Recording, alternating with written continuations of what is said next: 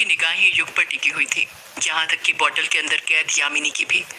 वो देखना चाहती थी कि युग क्या फैसला लेता है। अपने प्यार के लिए अभिमन्यु का सौदा काले साये के साथ करता है या नहीं। काला साया फिर युग पर दबाव बनाते हुए उससे पूछता है, बोल युग, तुझे सौदा मंजूर है या नहीं। युग फिर खामोश रहता है। वो एक नजर से अभिमन्यु की तरफ देख रहा था तो दूसरी नजर से उन बोतलों की तरफ देख रहा था जिसमें यामिनी और अनुराग कैद थे। बोतल के अंदर तड़पती हुई यामिनी के आंसू भी उसे साफ दिखाई दे रहे थे। उससे यामिनी की तड़प भी नहीं देखी जा रही थी। उसके कानों में अनुराग के पुकारने की आवाज गूंजने लग गई थी, जो उससे मुक्ति की गुहार लगाए जा रहा था। एक पल के लिए युग खो सा गया था।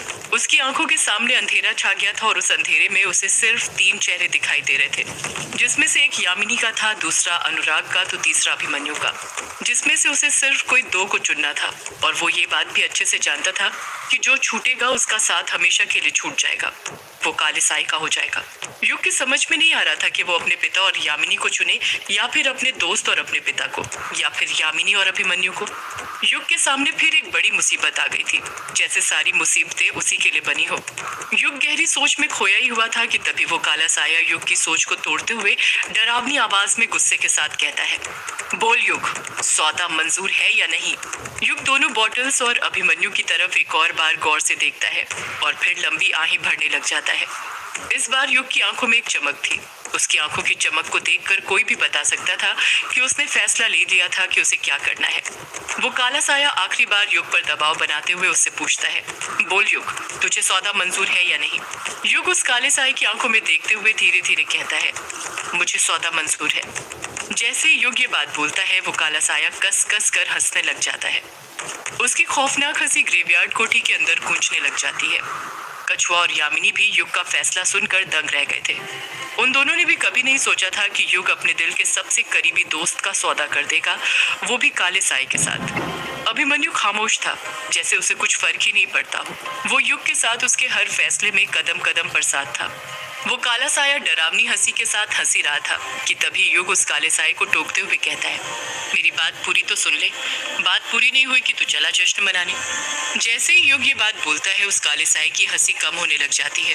वो खामोश हो जाता है। युग अपनी बात पूरी करते हुए कहता है, मुझे सौदा मंजूर है और सौदा वही होगा जो पहले तय हुआ था, पुराना वाला सौदा। जैसे ही युग ये बात बोलता है, वो काला साया गुस्से में आ जाता है और वो गुस्सा उसकी पीली डरावनी आंखों के तेज को देखकर साफ समझा जा सकता था। काला साया चिढ़ते हुए कहता है, पुराना वाला सौदा, मतलब तू अभिमन्यु का सौदा नहीं करेगा। युग हाँ में अपना सिर हिलाते हुए कहता है, हाँ, नहीं करूंगा मैं अभिमन्यु का सौदा, क्योंकि अभिमन्यु कोई चीज नहीं जिसका सौदा तेरे साथ करूं। वो दोस्त है मेरा और दोस्तों के सौदे नहीं करते, बल्कि उनके लिए सौदे तोड़े जाते हैं। जब कछुआ युग के मुंह से ये बात सुनता है तो उसके मन में भी युग के लिए इज्जत बढ़ जाती है। उसे इस युग में वही पुराना वाला युग नजर आने लग जाता है जिसका दिल पानी की तरह साफ था।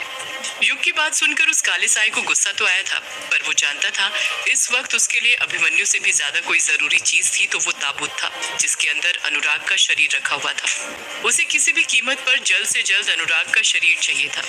उसे इस चीज का एहसास था कि कल ब्लड मून की रात है और अभी काफी काम है जो करने बचे हैं। उसे युग और उसके दोस्तों को ग्रेवयार्ड कोठी से जल्द दफा करना है। वो काला साया अपने आप पर नियंत्रण रखते हुए कहता है, ठीक है युग, जैसी तेरी इच्छा। तुझे पुराना सौदा करना है तो फिर वही सही। काला साया भारी लहजे में कहता है, फिर तुझे तो पता ही है सौदे में एक चीज के बदले एक चीज ही दी जाती है। तू मुझे ताबूत दे रहा है तो मैं भी इन बोतलों में से तुझे एक ही बोतल दूंगा।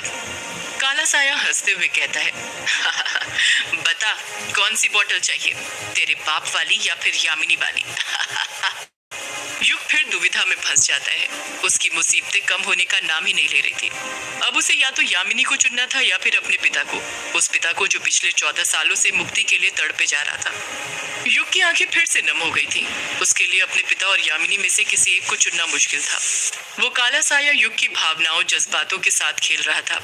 उसे देखकर साफ समझ आ रहा था कि ये सब करने में उसे बड़ा मजा आ रहा था। यामिनी खामोशी के साथ युग को देखे जा रही थी। उसे भी नहीं पता था कि युग किसे चुनेगा, पर वो उसके हर फैसले के लिए तैयार थी। युग ने अपनी निगाहें दोनों बोतलों पर टिका दी थी, जिसमें उसे एक बोतल में यामिनी नजर आ रही थी तो दूसरी बोतल में धुआं नजर आ रहा था। पर अनुराग के पुकारने की आवाज कहीं न कहीं अभी भी उसके कानों में गूंज रही थी, जो उससे मुक्ति की गुहार लगाया जा रहा था। अगर युग सोचता कि वो अनुराग को मुक्ति दिलाएगा तो उसके हाथ से हमेशा के लिए यामिनी का साथ छूट जाता। वो यामिनी जिसने उसकी जान बचाई थी, अपने लबों से उसके अंदर सांसें भरी थी, वरना उसकी सांसें तो उसी दिन थम गई थी जब वो तालाब के पानी में कूदा था। पर अगर यदि वो यामिनी को चुनता तो कभी अपने पिता को मुक्ति नहीं दिला पाता, जिसके लिए वो महाडायन से लड़कर आया था। अपने दोस्त अभिमन्यु को मरने की हालत में छोड़ दिया था, सिर्फ अपने पिता को मुक्ति दिलाने के लिए। वो अपने बेटे होने का फर्ज उतारना चाहता था, उन्हें मुक्ति दिलाकर। जैसे जैसे युग अपने पिता और यामिनी के बारे में सोचते जा रहा था, वो गहराई में डूबते जा रहा था। उसकी परेशानियां कम होने की जगह बढ़ती जा रही थी। काला साया फिर युग पर दबाव बनाते हुए डरावनी आवाज में कहता है, बोल युग, कौन सी बोतल दूं, यामिनी की या तेरे बाप की? जल्दी बोल, वरना मेरा मन बदला तो दोनों ही नहीं दूंगा। युग हड़बड़ाहट के साथ बोलता है, नहीं नहीं, ऐसा मत करना, मैं बताता हूँ। काला साया गुस्से के साथ कहता है, तो फिर बता जल्दी। युग एक लंबी आह भरते हुए अपने दिल पर पत्थर रखते हुए कहता है, मुझे मेरी यामिनी चाहिए, यामिनी वाली बोतल। जैसे ही युग ये बोलता है, सबके होश उड़ जाते हैं। अभिमन्यु और कछुए को तो यकीन भी नहीं हो रहा था कि युग ने यामिनी को चुना है, अपने पिता को छोड़ दिया। उस पिता को जिसे मुक्ति दिलाने के लिए युग अभिमन्यु से लड़ पड़ा था, अपने दोस्तों का साथ छोड़ दिया था। आज उसी पिता को छोड़कर युग ने यामिनी को चुना था, अपने प्यार को चुना था। युग का फैसला सुनकर यामिनी की आंखें भर आई थी। आज उसे पता चल गया था कि युग उससे कितना प्यार करता था, कि उसने उसके लिए अपने पिता को भी मुक्ति दिलाने से पीछे हट गया। आज यामिनी के सामने वो सारी बातें झूठी पड़ गई थी जो उसके बाबा ने उससे युग के बारे में कही थी। उन्होंने कहा था कि युग कभी उससे सच्चा प्यार नहीं करेगा, पर आज उसी सच्चे प्यार ने सारी सीमाएं पार कर दी थी। अपने पिता को छोड़कर यामिनी को चुनकर युग ने ये बात साबित कर दी थी कि वो यामिनी के लिए कुछ भी कर सकता है, दुनिया की बनाई सारी बंदिशों हदों को तोड़ सकता है। वो काला साया युग का फैसला सुनकर जोर जोर से हंसने लग जाता है। उसकी हंसी में एक चालाकी थी। ऐसा लग रहा था जैसे उसे पहले से इस बात की भनक थी कि युग किसे चुनेगा। वो काला साया हंसते हुए कहता है, बिल्कुल सही फैसला लिया युग तूने, प्यार ही सब कुछ है। तेरा बाप तो पहले ही मर चुका है, उसे मुक्ति दिलाकर तू क्या करेगा? वैसे भी इंसानों को जिंदा चीजों से लगाव होता है, मरी हुई चीजों से नहीं। और फिर ये तो वैसे ही यक्षुणी है, इसकी तो बात ही अलग है। अगले ही पल वो काला साया जिस बोतल में यामिनी कैद थी, उस बोतल को आगे करते हुए कहता है, ये ले युग, और ताबूत मेरी तरफ करके सौदा पूरा कर। युग हड़बड़ाहट के साथ कहता है, पहले तू यामिनी को बोतल में से बाहर निकाल। मैं नहीं चाहता कि तू कोई भी मेरे साथ चालाकी करे जैसे तूने सौदा बदल कर करी है। वो काला साया हंसते हुए कहता है, युग, तुझे अभी भी लगता है कि मैं तेरे साथ कोई चालाकी करूंगा? अगर चालाकी करनी होती तो तुम लोगों के साथ इतनी बहस करके अपना वक्त जाया नहीं करता, यहीं पर मार देता एक बार में। पर कहा ना, हमारी दुनिया के कुछ नियम है, इसलिए छोड़ रहा हूँ। खून की रात तो ब्लड मून की रात है। अभिमन्यु काले साये की बातों को गौर से सुनते हुए मन में सोचने लग जाता है, ये काला साया बार बार ब्लड मून की रात को खून की रात क्यों कह रहा है? आखिर ये ब्लड मून की रात क्या करने वाला है? युग अपनी बात पर अडिग रहते हुए कहता है, मैंने कहा यामिनी को बोतल में से बाहर निकाल, तभी मैं ये ताबूत तेरी तरफ करूंगा। काला साया गुस्से के साथ कहता है, जब तू इस बोतल को ग्रेवयार्ड कोठी से बाहर ले जाएगा तब ये यामिनी खुद इस बोतल से आजाद हो जाएगी। युग कहता है, मैं कैसे तेरी बातों पर यकीन कर लूं? अब मुझे तेरी किसी बात पर यकीन नहीं है। काला साया हंसते हुए कहता है, तेरे पास मेरी बातों पर यकीन करने के अलावा कोई दूसरा रास्ता है? युग खामोशी रहता है, कुछ नहीं कहता है। अपनी शक्तियों का यूज करने का सोचता तक नहीं है, क्योंकि वो काले साये से लड़कर फिर से अभिमन्यु और कछुए की जान को खतरे में नहीं डालना चाहता था, इसलिए वो चुप खड़ा रहता है। वो काला साया युग की आंखों में देखते हुए उस पर दबाव बनाते हुए कहता है, मैंने कहा ताबूत मेरी तरफ कर। उस काले साये के इतना कहते ही युग उस ताबूत को छूने लग जाता है। वो देखता है कि ताबूत के आसपास हल्का हल्का धुआं जमा होने लग गया था। युग जैसे ही अपने राइट हैंड से ताबूत को छूता है, उसे ऐसा एहसास होता है जैसे उसकी उंगली पर सुई चुपी हो। युग झट से अपने हाथ उस ताबूत से दूर कर लेता है। जब वो अपना हाथ देखता है तो उसके हाथ के बीच के अंगूठे की बगल वाली उंगली से खून निकल रहा था। वो खून की बूंद झट से ताबूत के ऊपर गिर जाती है। जैसे ही वो खून की बूंद ताबूत पर गिरती है, काला साया हंसने लग जाता है। काला साया हंसते हुए ही डरावनी आवाज में कहता है, ब्लड मून होगा खूना खून, ब्लड मून होगा खूना खून। अगले ही पल काला साया अपनी निगाहें ताबूत की तरफ करता है और वो ताबूत अपने आप उसकी तरफ खींचा चला आता है। जैसे जैसे वो ताबूत उस काले साए के पास आ रहा था, उस ताबूत के 4 निशानों की पीली चमक बढ़ने लग गई थी। जब ताबूत काले साए के पास पहुंच जाता है तो काला साया वो बोतल जिसमें यामिनी कैद थी उसे युग की तरफ फेंक देता है।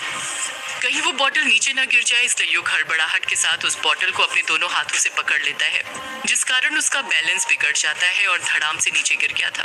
बोतल के अंदर कैद यामिनी भी यहाँ वहाँ डूल गई थी। वो काला साया फिर हंसने लग जाता है। उसके हाथ में अभी भी एक बोतल थी जिसके अंदर धुआं भरा हुआ था। उस धुएं के सिवा कुछ दिखाई नहीं दे रहा था। युग अपनी जगह पर से उठते हुए कहता है, अभी तो मैं जा रहा हूँ, पर अपने पिता को मुक्ति दिलाने के लिए मैं वापस जरूर आऊंगा। मेरी ये बात याद रखना, मैं वापस आऊंगा यहाँ पर। वो काला साया हंसते हुए कहता है, हाँ युग, तुझे तो वापस आना ही होगा। तेरे बिना ये ग्रेवयार्ड कोठी सूनी जो है। हम सब का अंश एक दूसरे से जुड़ा है। तेरे बिना काम कैसे होगा? तुझे तो आना ही होगा वापस। मुझे इंतजार रहेगा तेरा युग, इंतजार रहेगा। युग पलटकर कुछ नहीं कहता है, बस गुस्से के साथ उस काले साए को घूरते रहता है।